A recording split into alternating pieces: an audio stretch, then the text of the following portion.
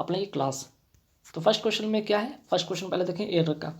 If they would have finished, if they would have finish it they would have received their wages. ठीक है, अब यहाँ से if से पता चला, इफ़ जहाँ देखेंगे कंडीशनल क्लाउज है, तो कंडीशनल क्लाउज और उसके बाद जो क्लाउज होगा सेकंड क्लाउज, उसमें क्या होगा, तो इफ़ के साथ यहाँ पे देखेंगे कि एक सब्जेक्ट होगा, उसके बाद क्या होना चाहिए, उसके बाद होना चाहिए यहाँ पे हैड, उसके बाद वर्ब का third form dot dot dot, उसके बाद जो भी आपका होगा यहाँ पे, उसके बाद क्या होगा, फिर से सब्जेक्ट होगा वुड और हैव प्लस वर्ब का थर्ड फॉर्म। तो इस तरह से कनेक्टिविटी होगी। ठीक है, तो इस तरह से कनेक्टिविटी होगी। तो आप देखेंगे कि अगर इफ़ वाले में अगर आप इसके बाद सेकंड क्लॉज देखेंगे, ठीक है, इफ़ जो कंडीशनल क्लॉज है उसके बाद वाला क्लॉज देखेंगे, सेकंड क्लॉज में क्या है, subject plus would plus have plus verb का थर्ड फॉर्म। अगर वुड हैव वर्ब का थर्ड फॉर्म दिखेगा तो इसके पहले जो कंडीशनल क्लॉज होगा उसमें हैड प्लस वर्ब का थर्ड फॉर्म लगेगा। ठीक है, ये इसका एक स्ट्रक्चर है। ठीक है, हमेशा इस तरह के फॉर्मेट में होती है क्वेश्चन। तो आप इन क्वेश्चन को एक बार देखेंगे। आप अगर इस तरह का क्वेश्चन एग्जाम में आते हो, बस इफ कंडीशनल क्लॉज देखेंगे, सेकंड वाले पार्ट में देखेंगे अगर वुड हैव वर्ब का थर्ड फॉर्म है, आप बिना सोचे समझे हैड प्लस वर्ब का थर्ड फॉर्म लगाएंगे, आपका एक नंबर पक्के हो जाएंगे। ठीक है, चलिए नेक्स्ट क्वेश्चन में क्या रूल कहता है कि many a scheme of this type were devised to contain the inflationary trends in the country. तो जैसे ही आपको मेनी अ दिखेगा, ठीक है, मेनी अ दिखेगा, तो याद रखिए कि एक रूल यहाँ पे क्या कहता है, मेनी ए के बाद, ठीक है, मेनी ए के बाद जो नाउन होगा ना, ठीक है, वो क्या होगा, नाउन होगा सिंगुलर। ठीक, एंड जिसका वर्ब भी होगा, ठीक है, वर्ब भी क्या होगा, वो भी होगा सिंगुलर। तो दोनों कंडीशन में नाउन भी सिंगुलर और क्या होगा, इसके बाद जो वर्ब भी होगा वो भी क्या होगा, सिंगुलर, दोनों का दोनों सिंगुलर में होंगे। तो देखिए many scheme of this type व, ठीक, तो यहाँ पे देख रहे हैं कि ये व, ठीक है, इसको आपको रिमूव करना होगा, यहाँ पे ये हटाना होगा। करना क्या होगा, यहाँ पे वॉज करना पड़ेगा। ठीक है, आपको क्या करना पड़ेगा, वॉज करना पड़ेगा। यहाँ पे अ स्कीम, ठीक है, सिंगुलर है, यहाँ पे तो ये सिंगुलर और वर्ब भी क्या होगा, सिंगुलर है। तो आप क्या करेंगे, मेनी ए के बाद नाउन को सिंगुलर देखेंगे, करेक्ट है तो ठीक है आगे बढ़ेंगे, फिर उसके बाद वर्ब चेक करेंगे, वर्ब अगर सिंगुलर है तो ठीक है, अगर नहीं है तो वो इन्हीं दोनों में कोई प्रॉब्लम देकर एग्जाम में क्वेश्चन पूछे जाते हैं। ठीक है, अगर नहीं है तो नो एरर होगा। क्लियर, आगे बढ़े। नेक्स्ट क्वेश्चन क्या है भाई कि देखेंगे कि most of us imagine that the main activities of animals at night consist in chasing and capturing there pray. ठीक है, यहाँ पे क्या हो सकता है, यहाँ पे क्या एरर हो सकता है, तो एक वर्ड आपको दिखेगा प्रीपोजिशन से कनेक्टेड वाला। ठीक है, कंसिस्ट इन, ठीक है, यहाँ पे कंसिस्ट इन के जगह पे क्या होगा, कंसिस्ट ऑफ होगा। ठीक है, कंसिस्ट के साथ आप क्या लगाएंगे, प्रीपोजिशन ऑफ लगाएंगे। ठीक है, कंसिस्ट इन नहीं, कंसिस्ट ऑफ। ठीक है, चलिए नेक्स्ट क्वेश्चन पे आते हैं कि रिसर्चर्स से that the harder you try to recollect a forgotten word more elusive it becomes.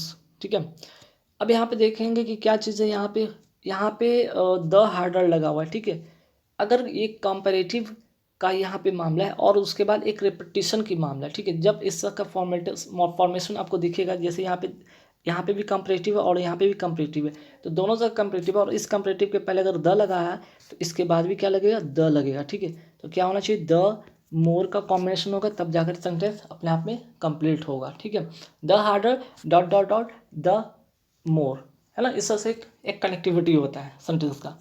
आगे बढ़ेंगे सवाल पे कि the boy complain that his friend called him as a lawyer.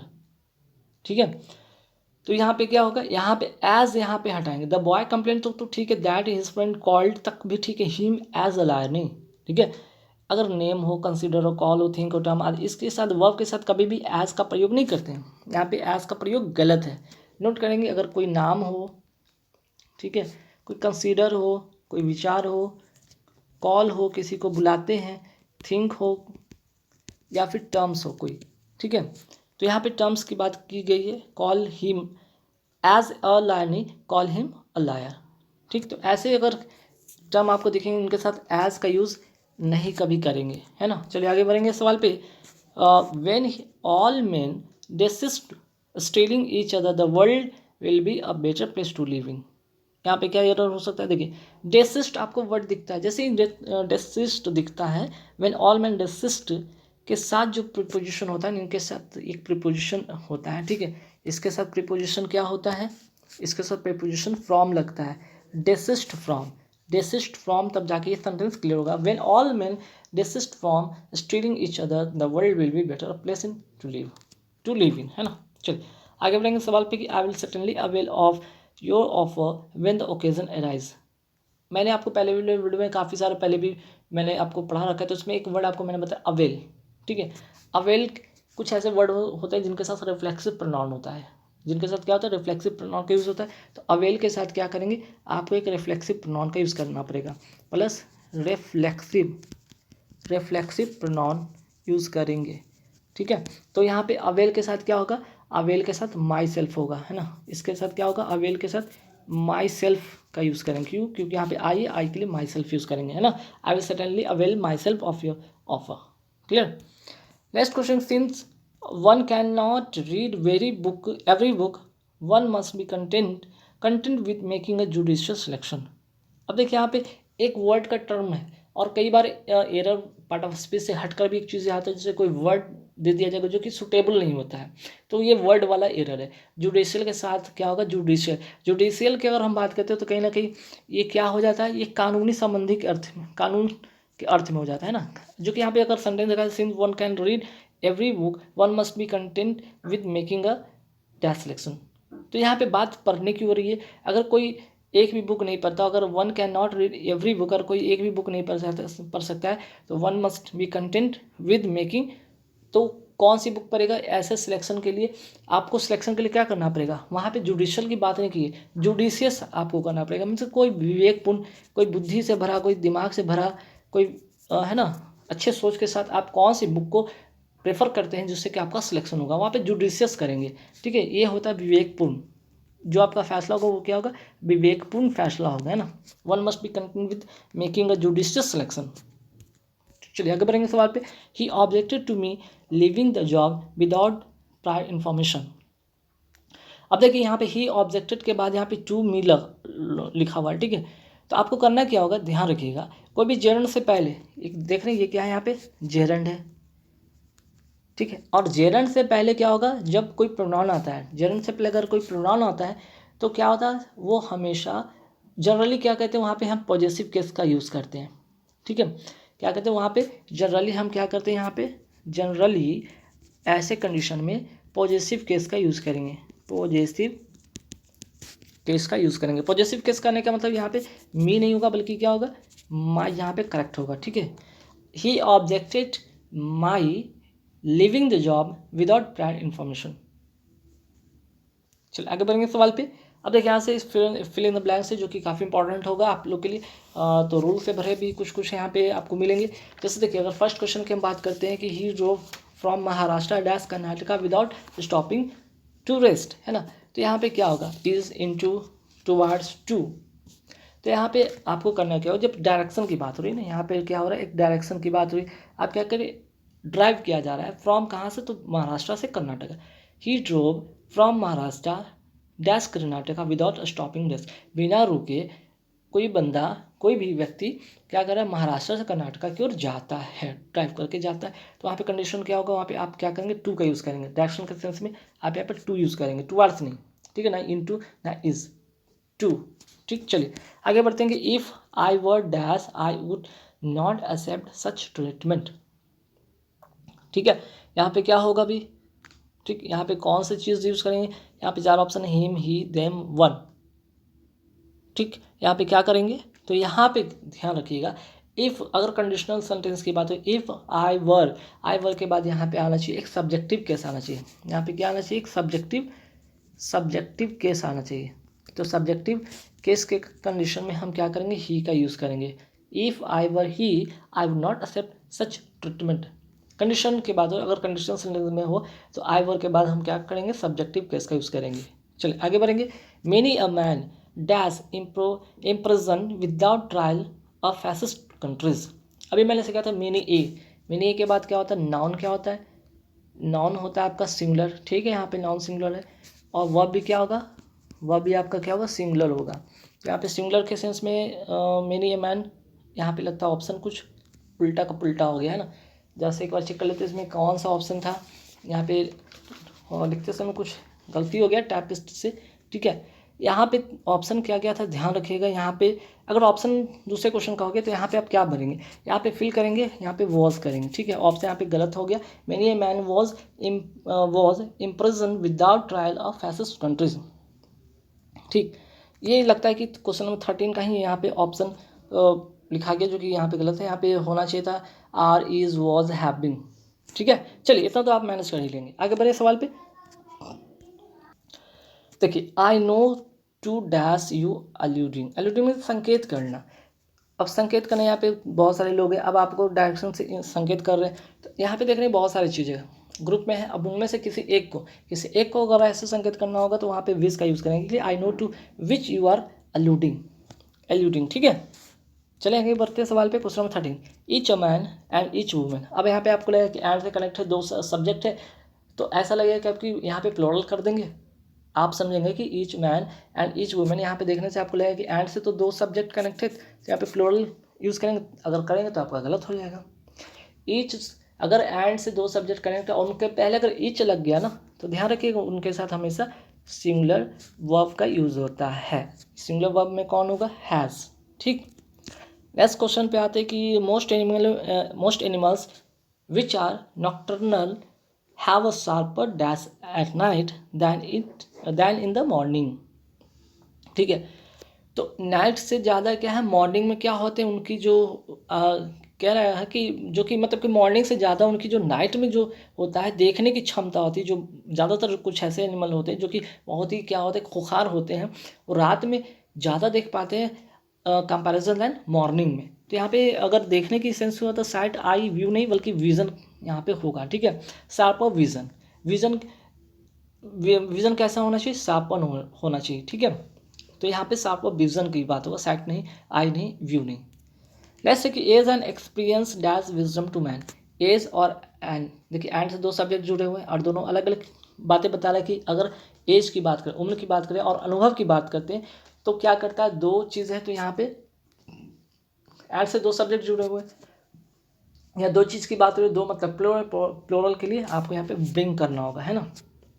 As and experience bring wisdom to man, ठीक है। चलिए आगे बढ़ते सवाल पे। If you litter you dash pay a fine, अगर आप कूड़ा करकट फैलाते हैं तो यू विल हैव टू पे अ फाइन। यहाँ पे कंडीशनल सेंटेंस में क्या होगा कि यहाँ पे अगर कंडीशनल सेंटेंस में दो अगर क्लाउज है, जिसमें कि अगर एक कंडीशनल में ये होगा कि फर्स्ट वाला जो क्लाउज होगा, इफ क्लाउज अगर प्रेजेंट इंडेफिनिट है तो दूसरा क्लाउज होगा फ्यूचर टेंस में होगा, क्लियर। चलेंगे आगे बढ़ेंगे सवाल पे।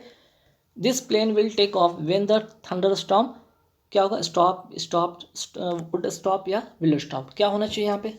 देखिए फिर से वही बात है कि the plane will take off when फिर लगा, व्हेन मतलब कंडीशनल, और उसके कंडीशन के पहले यहाँ पे विल का यूज़ किया गया है, तो सेकंड वाला क्या होगा आपका, अभी मैंने बताया था सेकंड वाला आपका हो जाएगा प्रेजेंट इंडेफिनिट में, है ना।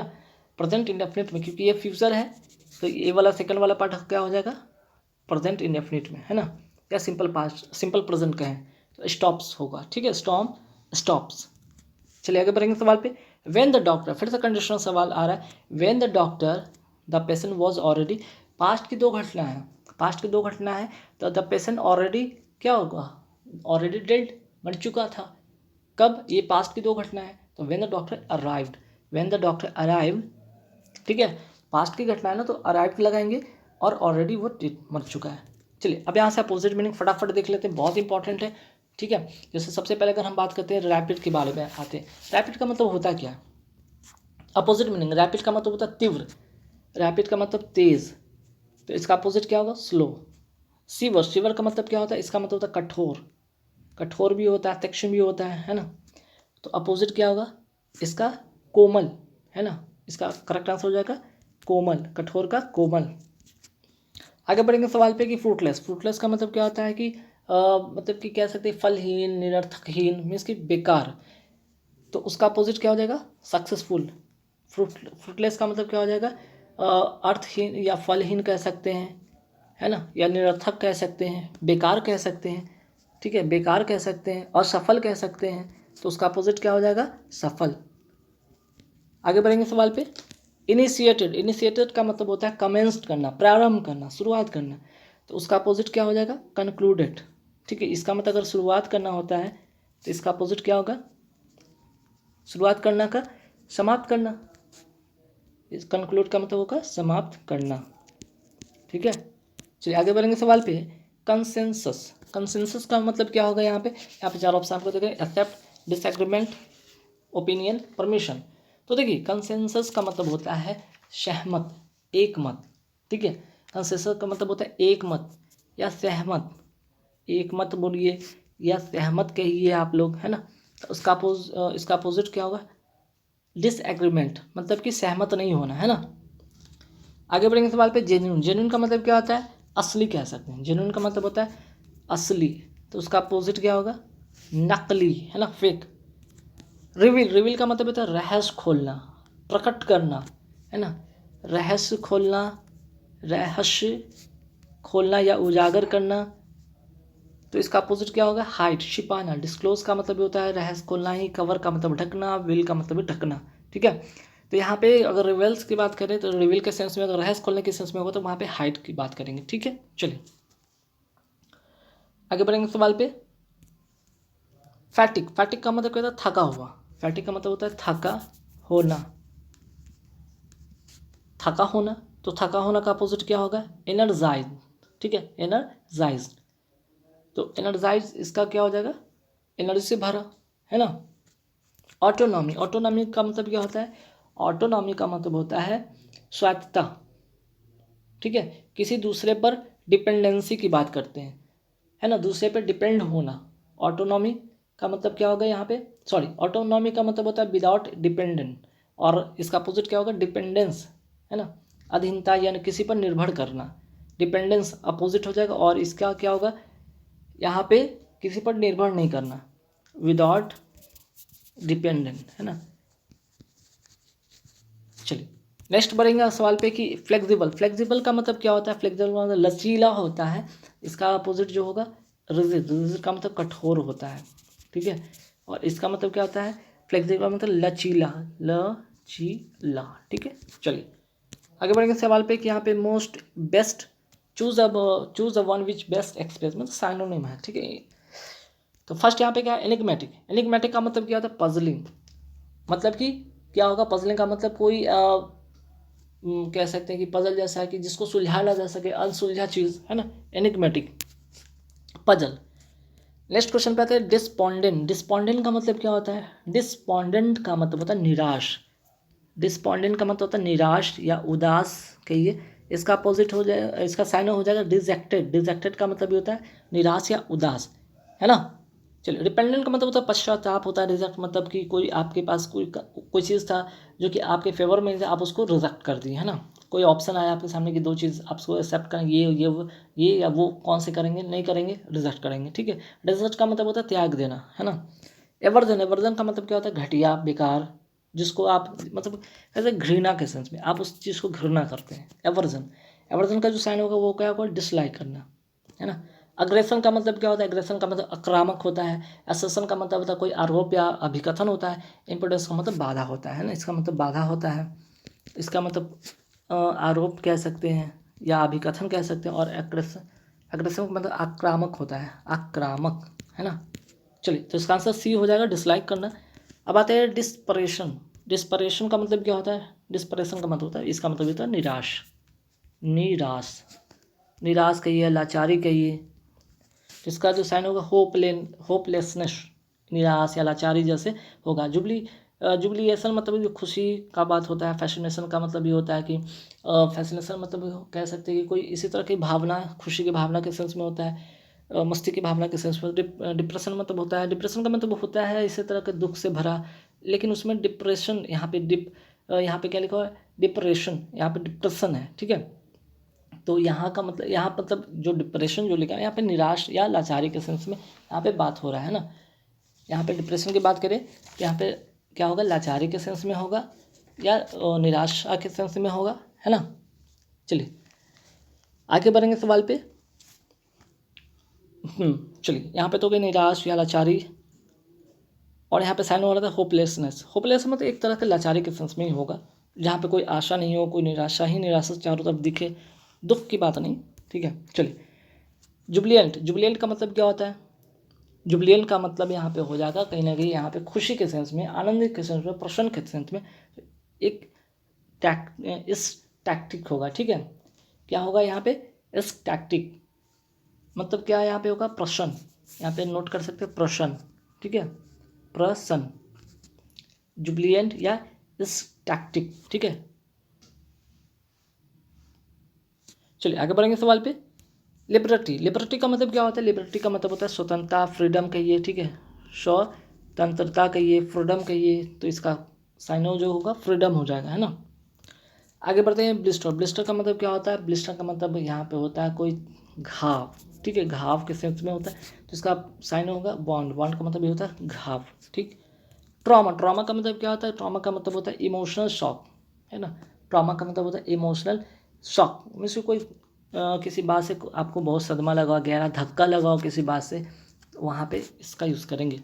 रेक्टिफाई, रेक्टिफाई का मतलब क्या होता है, सुधार करना, करेक्ट करना। रेक्टिफाई का मतलब सुधार करना, सुधारना या सुधार करना। ठीक है, सुधार करना, करेक्ट करना।